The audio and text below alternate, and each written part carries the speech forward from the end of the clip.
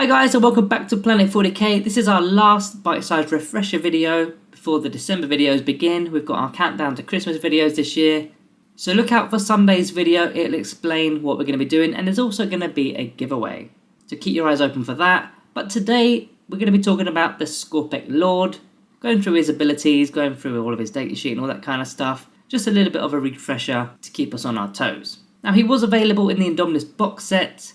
So maybe look out on eBay, you can probably pick him up for £10. And he's also available in the Royal Court box set if that's available in your country. But as for his datasheet, he's 130 points. He's of course a character model from the Necron Codex. He's hitting on 2s, Strength 6, Toughness 6, Wound 6 with a 3+ armor save and a 4+ invulnerable save with that phase shifter. Now of course he's a destroyer unit, so he's going to have that hardwired for destruction ability, so he's re-rolling 1s to hit naturally. And he's also got the United in Destruction Aura ability, so all destroyer units within 6 inches get to reroll wound rolls of a 1, and that's going to include himself because he's of course a destroyer cult unit. Now we spoke about his invuln save with the phase shifter, but there's also a stratagem available to Skorpekh destroyers as well as the Skorpekh Lord, which does help with their resiliency, which is the Whirling Onslaught stratagem. It's 1 command point, and effectively it's a -1 to wound for your opponent when they're targeting your Skorpekh Lord. Right, so let's get on to the weapons that the Skorpekh Lord has. He's got 3 weapons here. So the first one is the range weapon, which is the Emitic Annihilator, which is 18-inch range, assault 2d3. So you're getting an average of 4 shots with that. Strength 6, -1 AP and 1 damage. Now it has the blast ability attached to this weapon, but that doesn't actually matter in this case because this isn't a monster character. This is an infantry character, so he's not shooting into combat anyway. But this is going to be particularly good against Toughness 3 because you're wounded on 2s, re-rolling 1s because of the United in Destruction aura. With that blast ability as well, so horde units are going to be affected on top of that. So not too bad of a ranged weapon. Now he's got 2 melee weapons. The first one is the Flensing Claw. So this is Strength User, which makes it Strength 6, -1 AP, 1 damage, and you're making 2 hit rolls for every attack. So it comes with 4 attacks, which means you're going to be rolling 8 dice. It virtually works the same way as the ranged weapon does.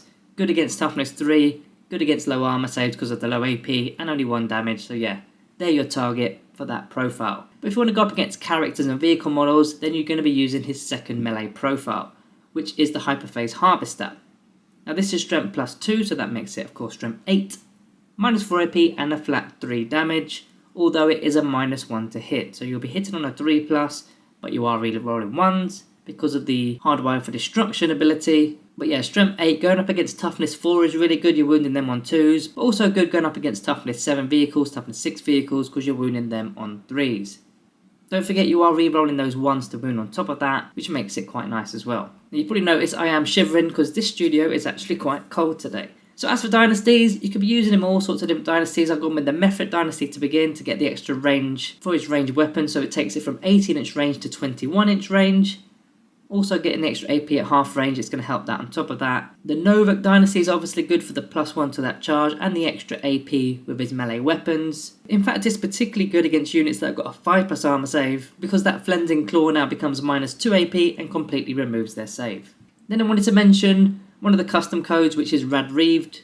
This is going to work particularly nice with Toughness 5 models because you're knocking them down to Toughness 4. Then when you are Strength 8 with your Hyperphase Harvester, you're wounding on 2s as mentioned earlier. Now relic wise, of course he's a character that can take relics, so of course you've got the Veil of Darkness relic as an option. Maybe you want to take some Skorpekh destroyers with the Skorpekh Lord. Now that's probably overkill to be honest.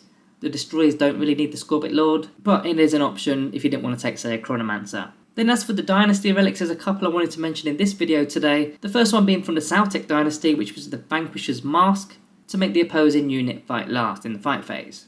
Now unfortunately the Skorpekh Dynasty isn't that commonly played, but I just wanted to throw this in there as an alternative option. And the Nihilak Dynasty have their own unique relic, which is the Infinity Mantle, which gives him a +1 to his Toughness, so that would make him Toughness 7. And also on top of that you'll be getting the 6+ Feel No Pain save, which I think is pretty resilient. Toughness 7 for an infantry character, yeah, that's not too bad at all. As for Warlord traits, there's quite a few options, but I probably wouldn't use most of them because our Warlord traits aren't that great. We've got the 5+ Feel No Pain save with the Immortal Pride. We've got the -1 to all damage with the Enduring Will. We've got the re-rollable charge roll for units that are core that are within 6 inches with the Implacable Conqueror Warlord trait. And as for a few dynasty mentions, we've got the Mephrit dynasty, which is the Merciless Tyrant Warlord trait. So that will take him to Strength 9 because it's a +1 to the strength, as well as 5 attacks as opposed to 4. So even though that is a shooty dynasty, maybe you want some sort of defense for your guys, and this could be the guy to do that. And then the last one I wanted to mention is the Nihilak Dynasty Warlord trait, which is the precognitive strike, making sure that your Skorpekh Lord is always fighting first. And if you are pairing that with that Nihilak relic, that's even better. I mean, he's fighting first, toughness 7, 6+ fear no pain save. That's not too bad at all. Now recently we had a new Army of Renown, which was the Annihilation Legion for the Destroyer Cult units, and he does have a unique relic within that Army of Renown, which is called the Night Cold Scythe. So what that does is your Hyperphase Harvester doesn't have a -1 hit penalty anymore, and also damage is going to spill onto other models. So if you remember, it was a damage 3 weapon. Even if you're going up against models that have only got one single wound, that extra damage is going to spill over to the next model, to the next model, to the next model, and so on. So it's a really good relic to use, and there's no -1 hit penalty either. Then further to add to that, there's also a new Warlord trait in that Army of Renown, which is where 6s to hit can cause 2 additional hits on top of that. So if you get lucky and roll loads of 6s with your Hyperphase Harvester, or the new relic, which is the Night Cold Scythe, you could be doing a ton of work. So let's get on to the summary for the Skorpekh Lord. So it's a fun character to play in your friendly games. I think he's still too pricey at 130 points, especially compared to those other non-noble characters available to the Necrons. You really have to think about how you're going to actually squeeze him into the list, because once you have picked all your nobles, whether it's an Overlord, whether it's a Silent King, you're then looking at the Cryptek, so you've got the Chronomancers, the Technomancers. By that stage, you've kind of already filled up on character models, so the Skorpekh Lord, in my opinion, is a real struggle to fit into some of your games. The next issue I've got with the Skorpekh Lord is the units that he will be buffing. So he's buffing the Skorpekh Destroyers, the Ophidian Destroyers, all the other Destroyer models really, but most of them don't actually really need it. I mean, he is a melee character. I know he can shoot, it's only 18-inch range, but he is a melee character after all, so he will be going up to the front, so that's likely going to just leave the Skorpekh Destroyers and maybe the Ophidian Destroyers, but both of those units don't really need it. They usually hit pretty hard and usually destroy the targeted unit. So having a Skorpekh Lord to allow them to reroll 1s to wound, I don't think is needed. I'd rather have a Chronomancer for that 5+ invulnerable save, as well as a reroll to the charge roll, or a Technomancer to be bringing a model back every turn. That to me seems more valuable, and those models are cheaper. Now if you really wanted that United in Destruction aura ability, then you could just look towards a Locust Lord, which is actually 30 points cheaper. He's got more synergy within the Codex because he can actually take a Resurrection Orb, and he's slightly more survivable because he's got that Phylactery ability. So yeah, a lot of fun, but I think you've got much better options within our Codex. In our Planet 40k Discord, we do have a rating system where everybody has voted on what they believe each unit should have.